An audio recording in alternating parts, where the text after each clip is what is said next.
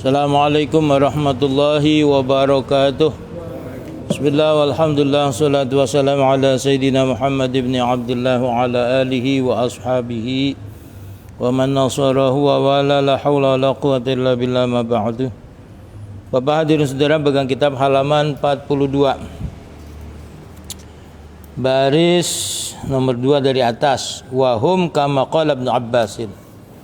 Bismillahirrahmanirrahim. Wahum kama qala Ibnu Abbasin wa qatadata khamsatun ashabu syara'i wa hum Muhammadun wa Ibrahimu wa Musa wa Isa wa Nuhun wa nadhamahum ba'duhum fi baitin min at-tawili faqala Muhammadun Ibrahimu Musa kalimuhu wa Isa wa Nuhun hum ulul azmi fa'lami. Wa qala Muqatilun wa ulul azmi sittatun Nuhun umruhu alfu sanatin wa arba'u mi'atin wa khamsuna sanatan sabara ala adha qaumih wa Ibrahimu sabara ala nari wa Ishaqu sabara ala dzabhi wa Yaqubu sabara ala faqdi waladihi wa dhahabi basarihi wa Yusufu sabara fil jubbi wa sijni wa Ayyubu sabara ala dharri wa syari'atul qadimatu mansukhatun idza lam takun muwafaqatan li syari'atihi sallallahu alaihi wasallama faqad kana min syari'ati Adam alaihi salamu tazwijal akhi min ukhtihi allati laysat tawamatahu. Qala Muhammadun al-Jauhari faqad ittafaqu ala tahrimi ba'da Adam alaihi salamu wa dalilu ala tahrimi tazwijil akhi min ukhtihi allati laysat tawamatahu qauluhu ta'ala wa man yabtaghi ghairal islami dinan falan yuqbala minhu wa huwa fil akhirati minal khasirin. Bapak hadirin saudara jamaah Majelis Taklim Masjid Nurul Yakin yang dirahmati Allah, bil khusus segenap DKM, Bapak hadirin jamaah, para sepuh ini sepuh, Pak Jadul Malik, Bapak hadirin saudara yang dirahmati Allah.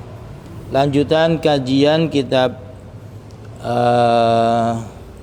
Masail Abil Laits, yaitu tentang beriman kepada para nabi, ya, dan juga berapakah jumlah nabi yang mengajarkan syariat. Nabi-nabi yang memiliki syariat itu semuanya ada 6. Yang pertama Nabi Nuh, Nabi Adam.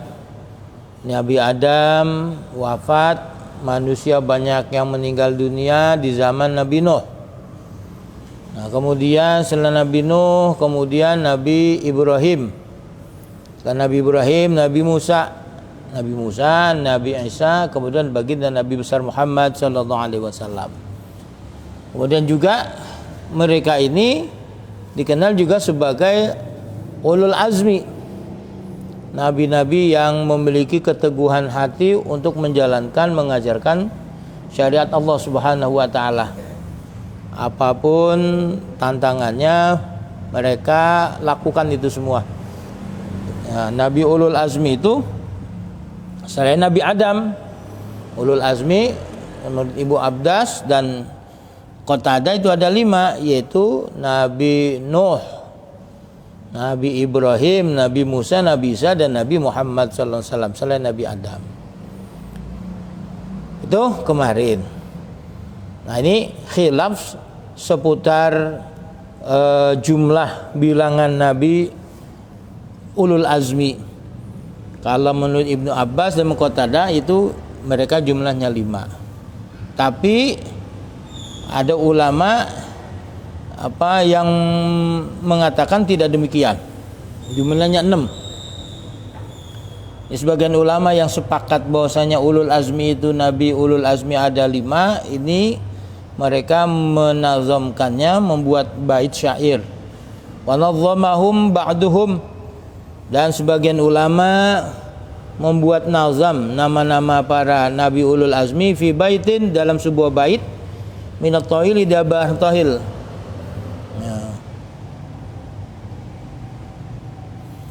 Faqala, berkata penyair itu, Muhammadun Ibrahimu Musa kalimuhu wa Isa wa Nuhun hum ulul azmi fa'lami. Muhammadun, nabi ulul azmi itu adalah pertama Nabi Muhammad. Ibrahimu, kemudian diikuti Nabi Ibrahim. Musa, Nabi Musa kalimuhu, yang pernah berdialog kepada Allah. Wa Isa, dan Nabi Isa. Wa Nuhun, dan Nabi Nuh. Hum, mereka itu semua, Muhammad, Ibrahim, Musa, Isa, dan Nabi Nuh, ulul azmi, adalah para rasul yang memiliki cita-cita yang luhur. Fa'lami, maka ketahuilah. Ini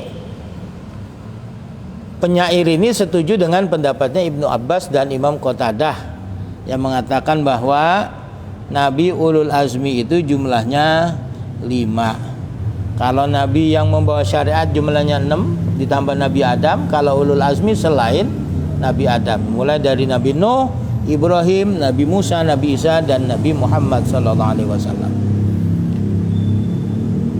Wa qala Muqatilun. Nah, ini pendapat yang berbeda dari Ibnu Abbas dan Imam Qatil. Wa qala Muqatilun, dan berkata Imam Muqatil, wa ulul azmi sitatun, nabi yang bergerak ulul azmi itu ada 6, bukan 5. Yang pertama Nuhun, Nabi Nuh. Berapa umurnya Nabi Nuh nih? Wa umurnya Nabi Nuh alfu sanatin 1000, wa arba'umi'atin 400, wa khamsuna sanatan, dan 50. Jadi umurnya Nabi Nuh itu 1450 tahun. Nah, 1450 tahun. Kalau umur dunia ini sekarang 2021, diambil umurnya Nabi Nuh 1000. Tinggal 600 nih. Nah, tapi itu hitungan masa itu kan dihitung sejak lahirnya Nabi Isa. Nabi Nuh jauh sebelum Nabi Isa. Setelah Nabi Adam, kemudian Nabi Nuh. Nah, itu berarti jarak dari Nabi Isa ke Nabi Nuh itu ribuan tahun.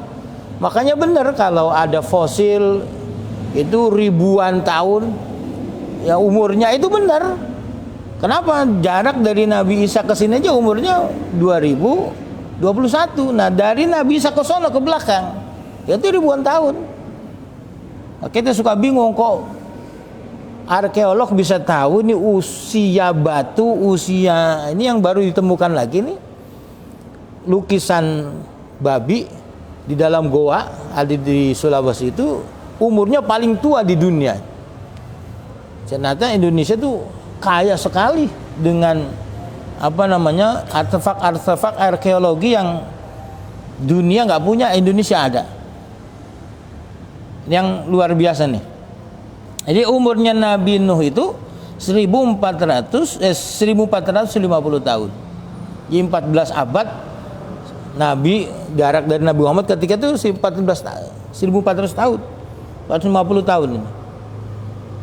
Sabaru ala dzaqomihi, beliau sabar atas perbuatan yang menyakitkan hati dari kaumnya.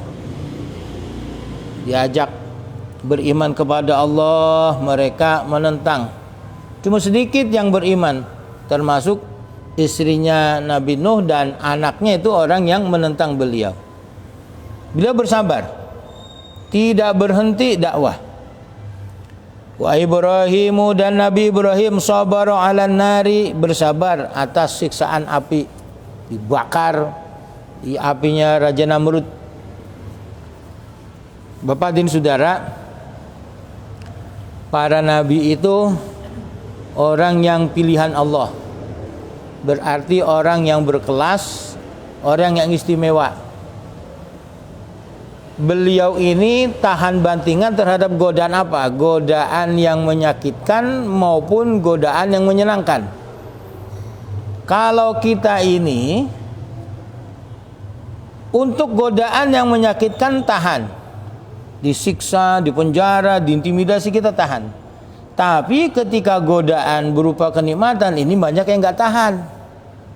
Nah, kalau nabi-nabi semuanya udah tahan itu, baik yang menyenangkan atau menyakitkan. Kayak Nabi Muhammad itu kan disuruh berhenti dakwah, udah dah nggak usah ngajak-ngajak orang masuk Islam. Kamu pengen apa sih? Pengen harta yang banyak, kita kumpulin semua nih patungan kasih ente. Atau pengen perempuan yang tercantik kita kasih. Tapi Nabi Muhammad nggak mau itu semua. Kenapa? Karena tujuannya bukan itu. Berbeda dengan kita. Seperti kan banyak aktivis-aktivis tahun 90-an, 98. Begitu reformasi menggulingkan Soeharto, mereka berkuasa, lupa tuh pada perjuangan reformasinya. Begitu berkuasa ya menindas-nindas juga. Begitulah. Biasanya orang itu kuat, tabah ketika dapat ujian sesuatu yang menyakitkan, tetapi tidak berdaya ketika ujian itu berupa materi. Sama dulu ketika perjuangannya Pangeran Diponegoro. Pangeran Diponegoro itu santri, kiai, dia mondok ngaji. Nah itu ditangkap Belanda kayak apa tuh, serang itu nggak pernah ketangkep. Tetapi ada salah satu tentaranya, Sentot Ali Basha. Sentot Ali Basha juga luar biasa nih. Orang yang prinsipnya luar biasa, tetapi beliau ini bisa ditangkap Belanda gara-gara lewat bininya. Nah ini perjuangan suami itu harus didukung oleh istri. Suaminya punya prinsip, tapi ketika bininya didatengin dengan berbagai macam harta silau, ya kalah perjuangan suami. Sentot Ali Basha berhasil ditangkap termasuk di Diponegoro gara-gara itu. Lewat dikasih hadiah, dikirimin masuk kepada perempuan. Nah, itu setiap sepak terjang laki-laki yang hebat itu karena didukung oleh perempuan. Kalau bininya tidak mendukungnya, laki-laki tidak ada yang sukses untuk menaklukkan dunia. Karena di belakangnya adalah orang perempuan. Nah, tergantung kalau perempuannya ini orang yang sabar, orang yang nerimaan, insya Allah hidupnya sukses. Tapi kalau tidak sabar, ya seperti tadi, perjuangannya gagal, dikalahkan oleh musuh. Para nabi dan rasul semuanya itu udah kebal itu semua. Yang enak nggak enak sabar. Ikut Nabi Ibrahim tuh, dibakar di api nggak nyerah. Nah kalau kita termasuk juga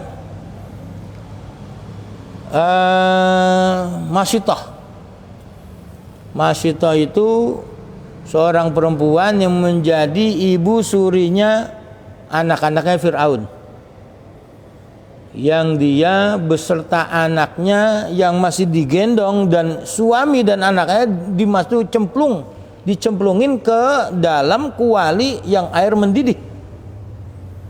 Lakinya nyemplung dulu, anaknya nyemplung dulu. Nah begitu Masyitah beserta anaknya digendong, Masyitah nggak tega. Biar bagaimanapun seorang perempuan pasti tidak akan tega terhadap anaknya. Tetapi ketika kegalauan itu muncul di hati Masyitah menggodanya, anak yang di dalam kandungannya ngomong. Apa katanya? Qai wala tataqasi ya ummah, hai ibu, qai nyemplung. Wala tataqasi, jangan takut. Oh, Bapak dan Saudara. Itu orang-orang yang hebat mampu melawan hal-hal yang dahsyat itu. Tetapi untuk hal-hal yang nikmat itu jarang orang yang kuat. Seperti lagi orang-orang yang punya prinsip itu ketika sulit untuk ditembus kebijakannya, itu yang dikirim lagi bukan pengacara, tapi apa? Wanita-wanita yang cantik untuk nego, untuk melobi. Barangkali kalau perempuan yang melobi bisa luluh. Nah, bergantung keimanannya. Kalau dia kekeh pada prinsip, insya Allah selamat. Tuh Nabi Ibrahim. Wa Ishaqu, dan Nabi Ishaq sabaru ala dzabhi, bersabar untuk menerima disembelih. Tuh. Bapak dan saudara, ini kita bisa bayangkan untuk kekinian. Kaum milenial, ketika bapaknya ngomong, "Dek, sini, kamu bapak sembelih." Anak kita pasti ngelawan itu. Dia bikin status, segala macam itu, dunia akan membacanya. Waktu heboh tuh, ada bapak minta anaknya mau disembelih. Tetapi Nabi Ishak itu sabar, dia ikhlas, dia nerima. Padahal perintah itu berdasarkan mimpi, bukan wahyu, bukan langsung Nabi Ibrahim dipanggil berjumpa dengan Allah. Tidak, itu lewat mimpi. Yang itu untuk kalangan kita bisa benar, bisa tidak. Tetapi untuk beliau itu pasti benar. Nah, ini luar biasa sabarnya Nabi Ishak, menerima itu semua dengan sabar, dengan lapang dada, sehingga beliau punya kedudukan ulul azmi. Wa Yaqubu, dan Nabi Yakub sabara ala faqdi waladihi, bersabar kehilangan anaknya yaitu Nabi Yusuf. Wa dhahabi basarihi, dan kehilangan penglihatan matanya. Ini Nabi Yakub. Nabi Yakub itu anak Nabi Ishak, cucunya Nabi Ibrahim. Jadi Yakub bin Ishak bin Ibrahim. Nabi Ibrahim itu punya istri dua, Sarah dan Hajar. Dari Siti Hajar melahirkan Ismail. Nah, kemudian dari Sarah melahirkan Ishak. Sehingga Bapak dan Saudara, ini ada dua versi cerita. Konon yang disembelih itu Ishak, tapi konon disembelih Ismail. Yang masyhur itu Nabi Ismail. Ini ada dua versi. Yang bersabar itu Nabi Ishak. Nabi Yakub ini anaknya Nabi Ishak. Nabi Yakub kemudian beliau ini punya gelar Israel. Isra artinya Abdun, il Allah. Israel sama dengan Abdullah. Beliau punya istri dua, punya selir dua. Jadi 4 bininya tuh. Dari 4 orang istri ini punya anak 12. Jadi 12 kabilah, 12 suku.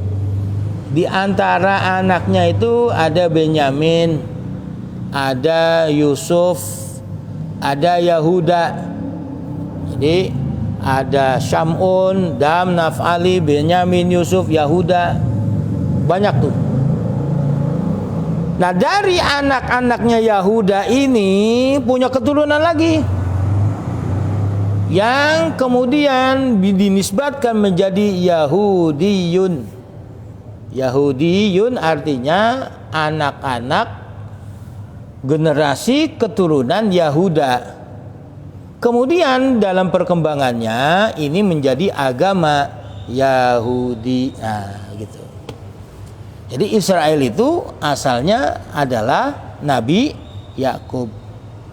Nah, makanya kita jangan sembarangan Israel kurang ajar, Israel bajingan. Jangan. Itu berarti yang menghina siapa itu? Nabi Yakub. Tuh, Nabi Yakub itu julukannya Israel. Dia punya anak 12 dari 2 orang istri dan 2 orang selir. Di antaranya anaknya Nabi Yusuf. Nah, Nabi Yusuf ini memang dari kecil sudah punya keistimewaan. Dia punya isyarat-isyarat yang Allah berikan, bisa menebak tabir mimpi seseorang. Ngelihat begini apa nih, dia bisa tahu. Karena punya keistimewaan ini, akhirnya oleh Nabi Yakub, kamu jangan cerita-cerita sama abang-abangmu, sama saudaramu, sebab mereka nanti akan hasud terhadap kamu. Tetapi dalam perjalanannya ini saudaranya yang 11 ini, selain yang 10 selain Benyamin, ini mereka heran, kok kenapa Nabi Yakub ini punya perlakuan beda dengan saudara-saudara Nabi Yusuf. Nabi Yusuf itu dimanjain, tapi yang lain tidak. Akhirnya saudaranya manggil Yusuf, kamu kenapa sih kok perlakuan bapak antara kamu dengan kita-kita ini beda? Ya, Nabi Yusuf anak yang lugu, cerita apa adanya, saya itu punya keistimewaan begini-begini. Oh, pantes kalau bapak lebih sayang kamu daripada kita-kita ini. Namanya hasud. Nah, kemudian mereka sepakat kalau begitu kita hilangin aja dah Yusuf nih, gara-gara dia nih kita dapat perlakuan yang gak enak dari bapak kepada kita semua. Mereka minta izin ngajak main Yusuf, tapi bapaknya udah pesan, jangan sampai kamu lalai nanti dimakan serigala. Nah, mereka akhirnya buat rekayasa. Nabi Yusuf diambil baju, suruh copotin, dicemplungin ke dalam sumur. Dipotong kambing, bajunya Nabi Yusuf dibasahi dengan darah kambing tersebut. Mereka pura-pura pulang nangis, Nabi Yusuf dimakan serigala. Padahal Nabi Yusuf dicemplungin ke dalam sumur, fi ghayabatil jub, di ke dalam sumur. Nah, Nabi Yakub sangat sedih. Setiap hari teringat dengan anaknya yang ia sayangi, sampai-sampai beliau mengalami kebutaan, kehilangan penglihatan. Ini Nabi Yakub. Nah, beliau itu sabar, tidak memaki-maki anaknya, enggak. Kalau kita kan wah udah luar biasa, sumpah serapah itu. Dikasih amanah nggak dikerjain. Nah, kalau mahasiswa demo itu nggak kelar-kelar. Kasih amanah nggak dikerjain itu luar biasa kita marahnya. Tetapi Nabi Yusuf sabar, sampai-sampai kehilangan penglihatannya. Akhirnya apa terjadi? Nabi Yusuf, sebagaimana kisah di dalam surat Al-Kahfi itu, bahwasanya beliau di dalam surat Yusuf, beliau ini mengalami penderitaan luar biasa, tapi karena bersabar, akhirnya beliau punya kedudukan yang istimewa, bisa menjadi penguasa di Mesir. Nah, ketika paceklik terjadi di Syam, di Syria, mereka karena tahu di Mesir itu ada penguasa yang luar biasa, yang dermawan, nah, mereka belanja ke sana. Nabi Yusuf tahu kalau ini saudaranya semua, tapi mereka nggak tahu kalau dia jadi pejabat, yang tadinya kurus jadi pejabat gemuk, yang tadinya belepotan, dekil, kan jadi pejabat ya bersih, bening, pakaiannya bagus, badannya wangi, makannya terjamin. Nabi Yusuf kenali mereka. Akhirnya mereka tahu Nabi Yusuf, akhirnya minta, adekmu ajak suruh kemari, Benyamin. Mereka nggak curiga, tapi karena Benyamin juga saudara Yusuf yang disayang oleh Nabi Yakub, nggak dikasih. Akhirnya mereka izinkan. Nabi Yusuf bikin rekayasa, kenal Benyamin. Benyamin dikenalkan oleh dia, akhirnya ngerti bahwa situ adeknya Yusuf. Mereka buat rekayasa kalau bahwasanya anaknya ini mencuri. Padahal itu rekayasa Nabi Yusuf supaya Benyamin tinggal di istana. Akhirnya lama-kelamaan bahwasanya mereka mengenali bahwasanya yang jadi penguasa di Mesir itu adalah adik mereka itu, Nabi Yusuf alaihissalam. Mereka minta maaf dan maafkan minta Nabi Yusuf agar ayahnya Nabi Yakub dan keluarganya dibawa semua ke Mesir. Sang ayah, begitu Nabi Yusuf bajunya dibawa, aku melihat mencium baunya Nabi Yusuf. Kemudian bajunya diusapkan ke muka ayahnya bisa melihat kembali. Bapak dan saudara, itu tidak ada keterangannya apa penyakitnya, apa katarak, apa nggak ada. Jadi begitulah barokah. Padahal itu dikasih diusapin bajunya doang, sembuh. Nah ini kalau zaman sekarang, orang sekarang dikata apa? Musyrik. Nah, padahal tidak demikian. Itu ya barokah doanya Nabi Yusuf. Wajah mata penglihatan ayahnya yang tadinya buta menjadi sempurna kembali. Beliau sabar tuh. Ya, makanya beliau dapat gelar sebagai ulul azmi. Wa Yusufu sabara fil jubi wasini, Nabi Yusuf bersabar dia ada di dalam sumur dan di penjara. Ya, sumur kisahnya tadi tuh, di penjara ini karena fitnahnya Zulaikha. Zulaikha itu menjadi istrinya Kitfirul Aziz. Kitfirul Aziz penguasa Mesir. Konon katanya dalam tafsir nih, wallahu alam, beliau itu impoten. Jadi perabotannya enggak tidak normal. Ya wajar saja orang perempuan berumah tangga puluhan tahun kagak dia apa-apain, perabotannya kagak bangun. Makanya itu cari jamu cap Nabi Sulaiman yang setiap malam bisa menggilir istrinya 1000 punya bini, coba. Dan semuanya terpuaskan. Cari tuh jamu majun cap Nabi Sulaiman. Biar kuat terus. Berdiri sejak 1972 sampai sekarang, itu yang luar biasa itu. Kenapa? Ya kasihan perempuan, karena nggak diapa-apain. Akibatnya apa? Ya ini tadi, karena melihat Yusuf yang luar biasa tampannya, akhirnya ya naluri sebagai perempuan ingin mendapat sentuhan. Tetapi Allah Subhanahu wa Ta'ala menjaganya, karena dia orang yang penguasa, akhirnya bikin fitnah, dan fitnah itu diterima. Tetapi akhirnya Nabi Yusuf mendapatkan pembelaan dari Allah Subhanahu wa Ta'ala. Ada saksinya apa? Bocah.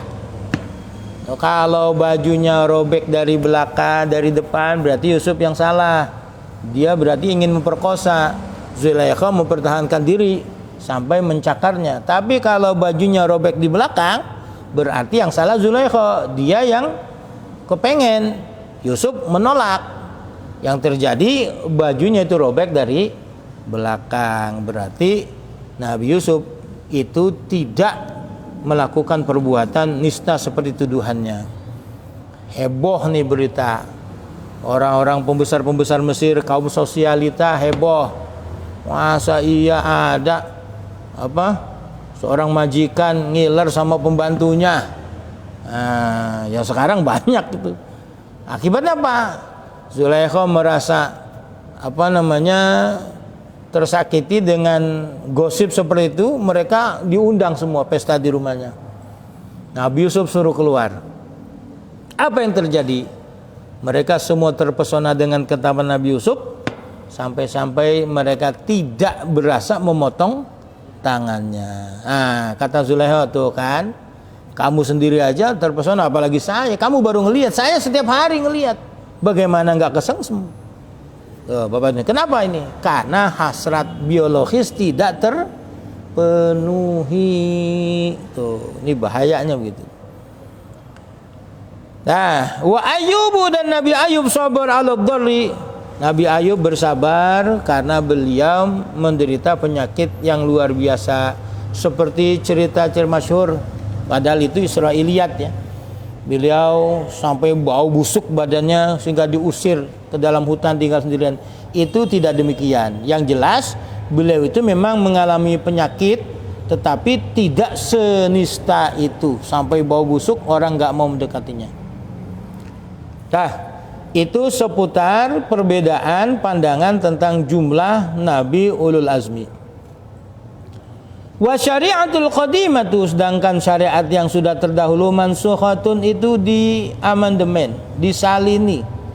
Idza lam takun muwafaqatan, apabila syarat itu tidak lagi cocok di syariatihi sallallahu alaihi wasallam, kepada syariatnya Nabi sallallahu alaihi wasallam.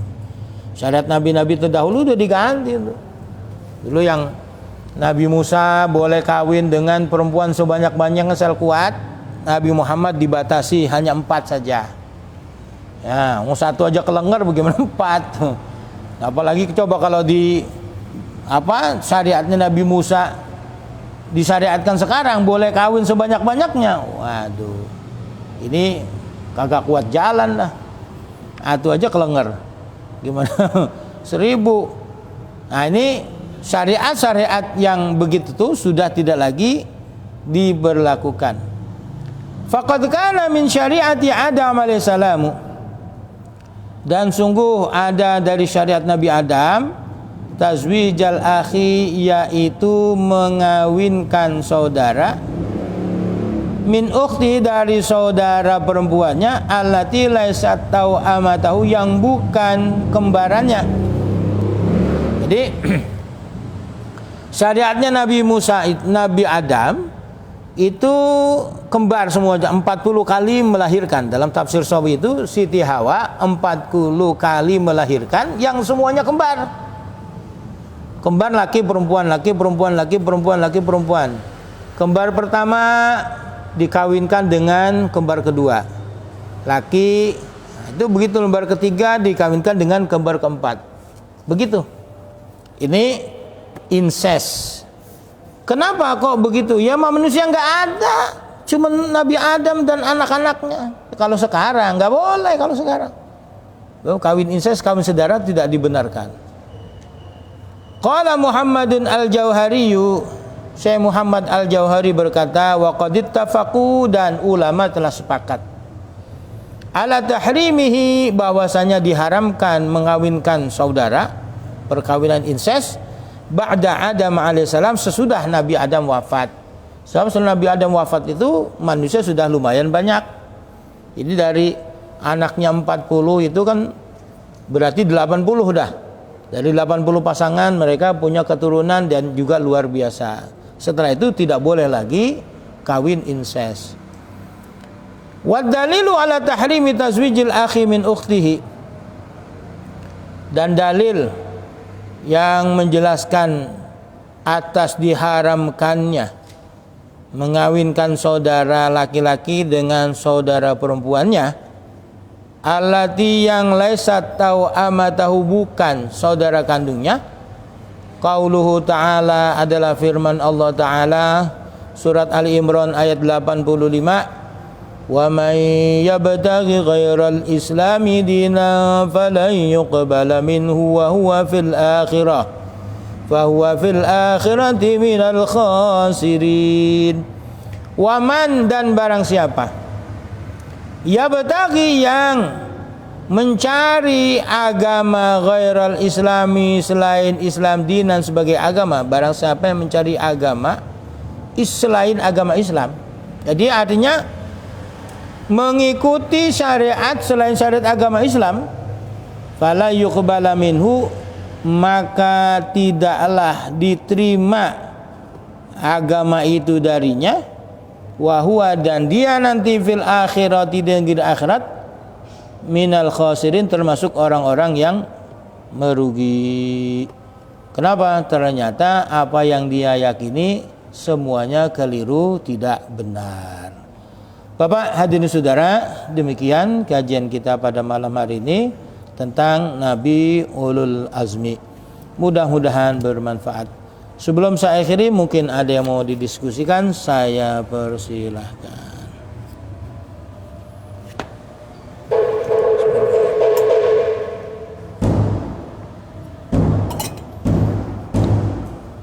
Baik, demikian. Assalamualaikum warahmatullahi wabarakatuh. Al-Fatihah.